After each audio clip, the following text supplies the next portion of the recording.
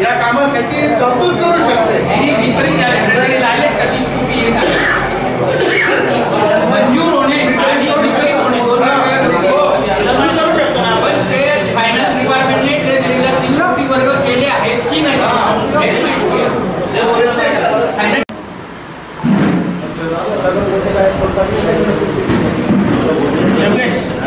त्या कॉप्या नाही जोडत आहे का? अधिकाऱ्यांतर्फे मी आपलं हार्दिक अभिनंदन करतो. मुख्यमंत्र्यांच्या दौऱ्यानिमित्त आजच्या बदलेचे पुरावेही जोडलेत मी.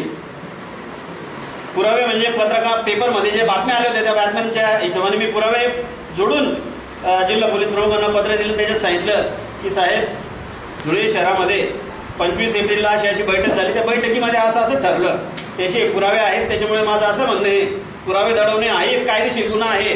आणि पुरावे दडवण्याचं कारण काय, जो कोणी असेल त्यांनी केलेलं त्याचंही नाव ओपन करून किंवा पोलीस दरबारी ते सर्व पुरावे देऊन त्यांच्यावर गुन्हे दाखल करण्यासाठी अनिल गोटेंनी पुढाकार घेतला पाहिजे होता. परंतु अनिल गोटेंचा इतिहास आपल्याला माहिती आहे. अशी काही गोष्ट हातात मिळवायची, ब्लॅकमेल करायचं, खंडण्या गोळा करायच्या, हा धंदा करतात.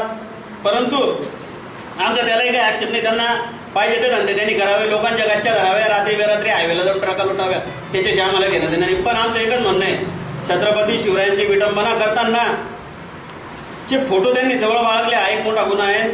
तो अपमान आम्ही सहन करून घेणार नाही. मी पोलीस प्रमुखांना गुन्हा दाखल करण्यासाठी विनंती केली. साधारण 8 दिवस झालेले आहेत त्या गोष्टीला. आता अजूनपर्यंत पोलीस प्रमुखांनी असं काही केलं नाही.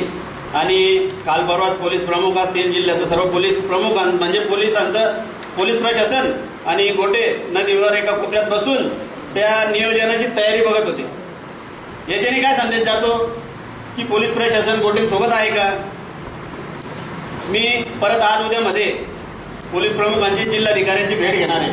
या लोकांवर गुन्हे दाखल करा, नाहीतर कायदा सुव्यवस्थेचा प्रश्न मुख्यमंत्र्यांच्या सभेच्या वेळेस निर्माण होऊ शकतो. याची जबाबदारी प्रशासनाची राहील असं माझं म्हणणं आहे. मी जाणार आहे, या गोष्टी मागणार आहे. डुकरं फिरतात नदीमध्ये. डुकरं काय करतात माहिती का? विष्ठा खाण्यासाठी नदीमध्ये फिरतात. विष्ठा खाऊन झाली की ते गल्लीतल्या कुठल्या तरी नाल्यात, कुठल्या तरी गटारीमध्ये येऊन आराम करतात थंड पाण्यामध्ये बसून. तर गोटे तेवढंही करत नाही, गोटे नदीतच गुटमळत आहेत. आणि आता परत त्यांनी मुख्यमंत्र्यांची सभा नदीत लावून घेतली. नदीमध्ये जाण्याचे पण असे काही मला आता आज माहिती मिळाली. आज नदीमध्ये जाताना लोक कसे जातात याचा प्रकार सांगतो मी. नदीमध्ये काही लोक ग्रामीण भागामध्ये, आता शहरामध्ये आपण बंदी घातली तरी चोरून लपून जात असते. प्रातिनिधिकसाठी लोक जातात. आणि एक शेवटची अंत्ययात्रा ही नदीमध्ये होते. मग ही मुख्यमंत्र्यांची जी सभा आहे ही अंत्ययात्रा समजायची का शेवटची, असाही माझा प्रश्न आहे. मला मुख्यमंत्र्यांना सांगायचं आहे, गोटे ज्या कामासाठी तुम्हाला बोलवत आहेत त्या कामांची मुख्यमंत्र्यांनी अगोदर चौकशी केली पाहिजे. ते कामं कायदेशीर आहेत की नाही याचा तपास केला पाहिजे. कारण माझ्या माहितीप्रमाणे नदीमध्ये रस्ते 5.5 किलोमीटरचे जे सांगतायत त्याच्यासाठी कुठल्याही कायदेशीर परवानग्या गोटेंनी घेतलेल्या नाहीत. फक्त जबरदस्तीने आणि सत्तेचा दुरुपयोग करून हे कामं करून घ्यायचे, उद्घाटन करायचे. मग बेकायदेशीर कामाला कोणीतरी विरोध करतं, मग जनतेपुढं जायचं आणि सांगायचं की मला विकास कामांना विरोध करतात. शाश्वत विकास करावा गोटेंनी, नैतिक विकास करावा, त्याला आमचा कधीच विरोध नसेल, पाठिंबा असेल किंवा जाहीर पत्रकातून किंवा जाहीरपणे आम्ही त्यांचं कौतुक देखील करू. परंतु आमदार गोटेंनी आजपर्यंत कुठलंही कायदेशीर काम केलेलं नाही आहे. विकासाचं कायदेशीर काम करावं अशी आमची मागणी आहे. मागे दिल्लीला यमुना नदीमध्ये श्री रविशंकर जे गुरु आहेत, योग गुरु, यांचा एक कार्यक्रम झाला होता.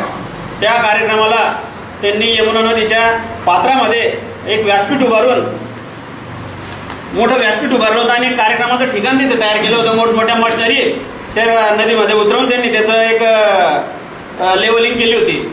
त्याच्यासाठी हरित लवादाने, पर्यावरण खात्याने त्यांच्या विरोधामध्ये गुन्हा दाखल करून 30 कोटीपेक्षा जास्तचा दंड आकारला होता. परंतु तडजोडी अंतिम 5 कोटी रुपये श्री रविशंकर यांनी भरून टाकले.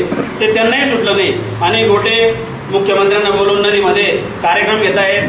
आज माझी विनंती तुम्हाला सर्व पत्रकार बांधवांना, बऱ्याच पेपरमध्ये सगळ्या बातम्या आलेल्या आहेत फोटोसह. तुम्ही आज परत पत्रकार परिषदेनंतर इथे एक भेट द्या आणि ते फोटो घ्या, कारण हे फोटो आपल्याला भविष्यात कामात येतील. या मशिनरी मोठ्या उतरवल्या आहेत. नॅशनल हायवेवाल्यांकडून मशिनरी आलेल्या आहेत, त्या भाड्याने पण आणलेल्या नाहीत. त्याचा धंदा दमदाट्या करायचा आणि वस्तू घ्यायची. त्या मशिनरी आज नदीमध्ये काम करतायत. या काम करताना यांनी कुठली पर्यावरण खात्याची परवानगी घेतलेली नाही. हरित लवादाची यांच्याकडे परवानगी नाही आहे. माझं असं म्हणणं आहे, जिल्हाधिकारी नदीच्या बाजूलाच राहतात, जिल्हाधिकाऱ्यांना दिसत नाही आहे का? अजून त्याच्यासाठी पोलीस प्रमुख त्या ठिकाणी जाऊन बसतायत. म्हणजे गोट्यांच्या कामाला जिल्हा प्रशासनाकडून कुठेतरी सहकार्य मिळत आहे का बेकायदेशीर कामांना? आपण माझा प्रश्न आहे.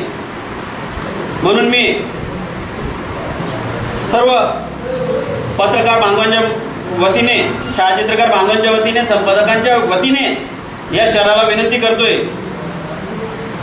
येणाऱ्या 17 तारखेला मुख्यमंत्र्यांच्या सभेच्या ठिकाणी गोटेंचं आव्हान मी आज स्वीकारतोय.